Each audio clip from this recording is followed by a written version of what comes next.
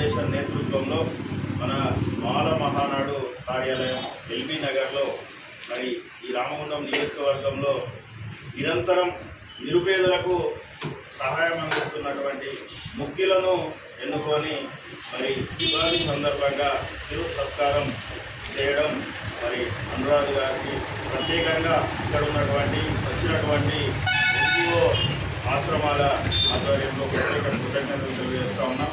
ఒక్కొక్కరు ఒక్కొక్క విధంగా ఇప్పుడు ఇక్కడ ఉన్నటువంటి వారు నిరంతరం నిరుపేదలకు నిరాశ్రాయులకు సహాయ సహకారాలు అందించడం జరుగుతూ ఉంది. ఇందాక చంద్రకళ చెప్పినట్టు దాదాపు నేను చిన్నప్పటి నుంచి చూస్తున్న మనిషికి 100 రూపాయల చొప్పున వేసుకొని ఎన్ని డబ్బులు వచ్చినా ఎక్కడైతే జెన్యూన్గా నిరుపేదలు ఉన్నారో ఈ రామగుండం కాన్స్టిట్యున్సీలో ఆ టీం ద్వారా వెళ్ళి నిరంతరం సహాయం చేస్తున్నటువంటి అక్క టీంకు ప్రత్యేక ధన్యవాదాలు.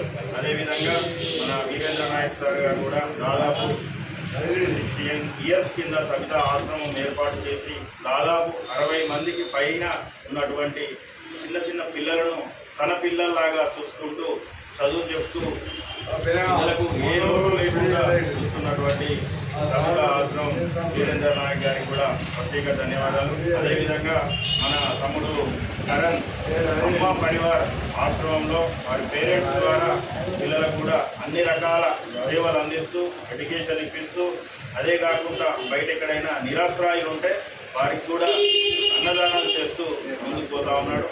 అదేవిధంగా మరొక తమ్ముడు మన అరవింద ఎవరూ చేయని విధంగా ఎక్కడైతే ఈ కాన్స్టిట్యున్సీలో పశువులు అంటే ఆవులు కానీ బర్రెలు కానీ ఏదైనా అనారోగ్యానికి గురైనా రోడ్ల మీద ఉన్నా కానీ అవన్నిటినీ ఏదో మన పిల్లలు ఏ విధంగా చూసుకుంటామో అవన్నీ చేరదీసి వైద్యం చేయించడమే కాకుండా అవన్నీ హెల్తీగా ఉండాలని తన సొంత ఖర్చులతో ఎలాంటి డొనేషన్స్ లేకుండా రెంట్ కట్టుకుంటూ అదొక గోశాలలాగా ఏర్పాటు చేయడం జరుగుతూ ఉంది. అదేవిధంగా 2 రోజుల కింద చూస్తే కొంతమంది ఆవులను ఒక వెహికల్లో ఎంచుకొని తరలించుకుపోతూ ఉన్నారు. అమ్ముకునే ప్రయత్నం చేస్తూ ఉంటే వాటిని పోలీసులు సహకారంతో వాటిని దొరకబట్టి అది మొన్న మీడియాలో సోషల్ మీడియాలో అన్ని పత్రికల్లో కూడా రావడం, ఇలాంటి తమ్ముడు ఇలాంటి సేవ చేయడం కూడా మన కాన్స్టిట్యున్సీకి గర్వకారణం.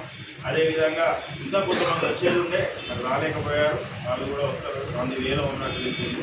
అదేవిధంగా మా బెటర్ సొసైటీ ఇన్ఛార్జ్ మన తమ్ముడు నరేందర్ కూడా నేను అందుబాటులో ఈ ప్రాంతంలో ఉన్నా లేకున్నా అన్ని తనే భుజాలను వేసుకొని ఎక్కడ ఎవరికి ఆపద వచ్చినా అంటే నిరుపేదలకు కానీ ఇంకా సమాజంలో జరుగుతున్నటువంటి కొన్ని కార్యక్రమాలు పేదలకు అన్ని రకాల పథకాలు అందే విధంగా తాను ముందుండి కూడా పోరాడుతూ ఉన్నాడు.